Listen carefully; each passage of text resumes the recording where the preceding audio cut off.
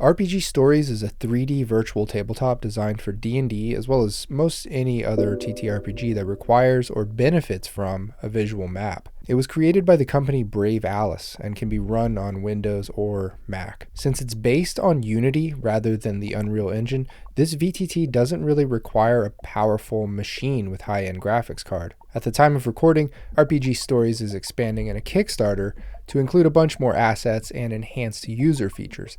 In this video, I wanted to walk you through all of the main features that are currently available for this VTT, and then briefly discuss what's on offer in the Kickstarter, which is called Wrath of the Devs. At the end of the video, I want to give you my honest opinion on this whole platform and discuss what I think about 3D VTTs generally at this moment in the world of RPGs. I also want to mention the fact that I got to interview head designer Ais Angelamatis about his creation. That's a written interview that you can find linked below. It's hosted on my Substack newsletter, which you should make sure you're subscribed to so you never miss out on all the really interesting interviews that I'm doing with RPG creators. In this interview with Ais, I asked him some hard questions about how his VTT will stack up against Wizards of the Coast's future 3D VTT, and he had some surprising answers.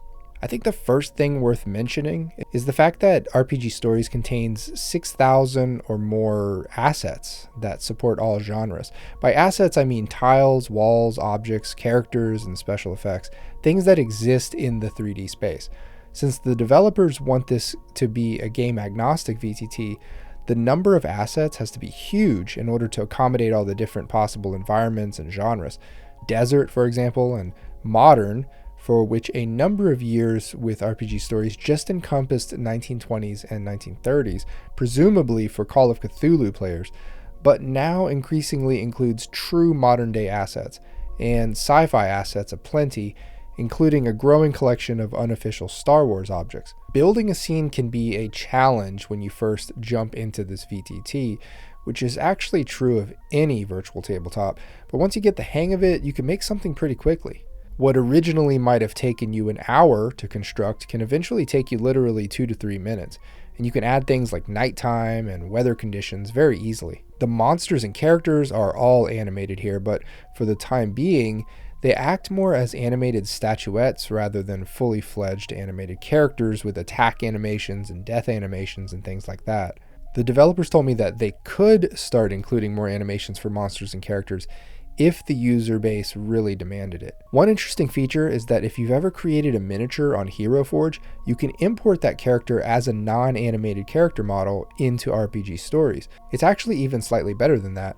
You just link your Hero Forge account to RPG Stories, and the VTT will display all of your purchased Hero Forge creations in a single menu tray. It's always interesting for me to see Hero Forge models showing up in VTTs because you can actually have those models 3D printed so they can exist in the real world as well as on your screen. This VTT started with the standard D&D polyhedral dice set, which comes in a number of colors and styles that are expanding all the time, but eventually the platform expanded to include dice from Free League's Alien RPG, Walking Dead, and a number of other games. You can also throw the dice from Hero Quest and actually play Hero Quest, which is pretty cool if you like that one. It actually comes with the furniture for the board game and everything. There are also dice for games like Cypher and Blade Runner. My understanding is that if there's enough interest in a new dice set from the community, the dice will become a reality in RPG Stories.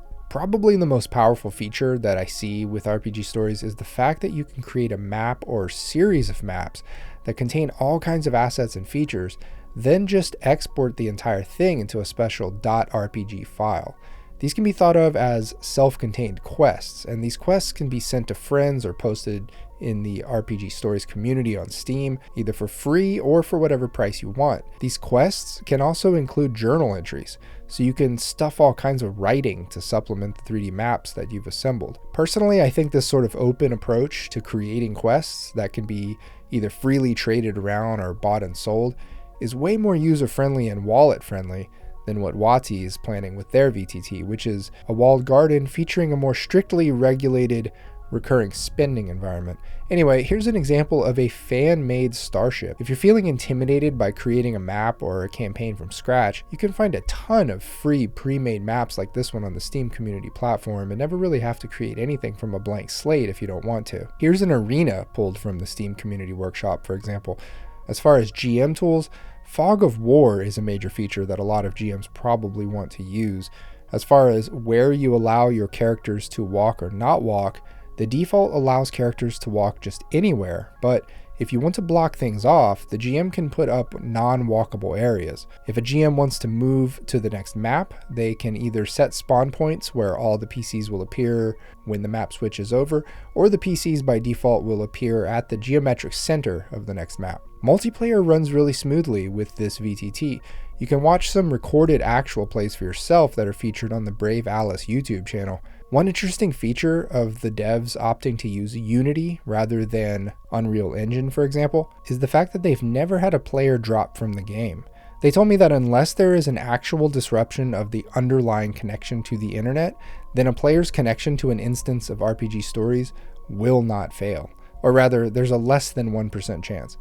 There's also a 2D mode where you can import any 2D map image and it will lay flat on the ground, then press the letter T on your keyboard and go into top-down view mode.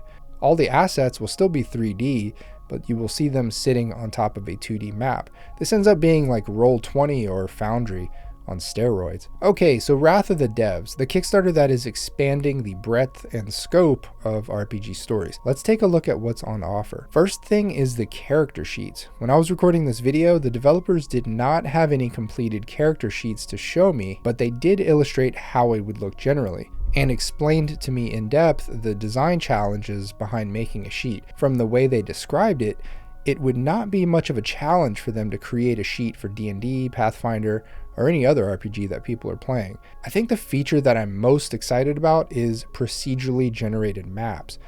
I asked them a lot of questions about how that's going to work in terms of how many parameters a user will be able to affect or control when generating a new map.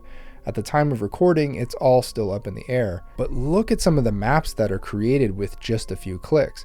This is obviously faster than creating a map from scratch, even if you're a whiz at the interface, but it's even faster than downloading a pre-made map from Steam. Procedural generation, I think, is the feature that makes RPG Stories very compelling for me, but hopefully the devs provide users a lot of control over the various parameters that go into creating these maps. The VTT is going to encompass a lot more ultra high quality assets from Kitbash, a website that provides these kinds of assets for game developers.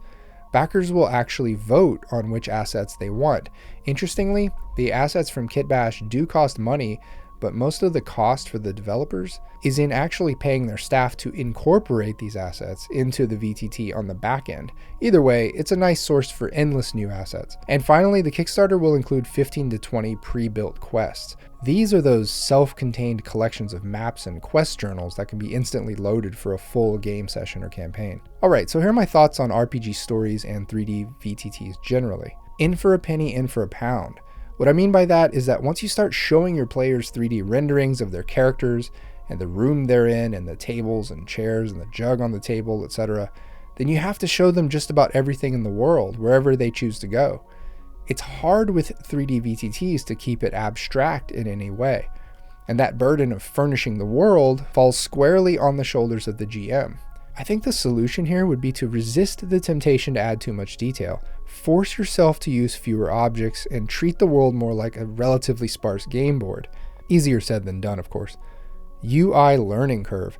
I experienced a sharp learning curve with RPG Stories, as well as several previous 3D virtual tabletops I've messed around with. Admittedly, the learning has mostly to do with the building tools that a GM uses, not really with the player-side client. Players have a much more simplified interface to learn. No going back.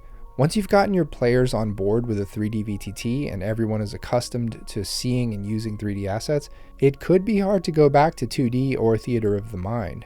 6,000 plus assets and growing. I think the biggest challenge here is to not get lost in the immense amount of detail that you can put into a scene, but if it's detail you want, then you can have it in any genre. years of maturation. RPG Stories at this point, the underlying VTT, has been developed and released for a couple of years now at the time of recording, and the dev team has developed a good two-way street with their user base on what changes are being made as well as what changes are requested. All the biggest problems with the software have long been fixed at this point, and whoever wants to jump into this Kickstarter will get the full VTT immediately, with updates from the Kickstarter itself trickling in over the next few months. One-off price, no subscription. I get it, everything has to be a subscription now, it's just the way of the world. But if you can get your hands on a virtual tabletop that you only have to pay for once, the general idea is to grab it with both hands and don't let go. I don't even think players need to buy RPG Stories. They can participate in a game with the demo version. I think at this point, 3D VTTs are a fixture in the hobby that will slowly grow over time as they get better and easier to use.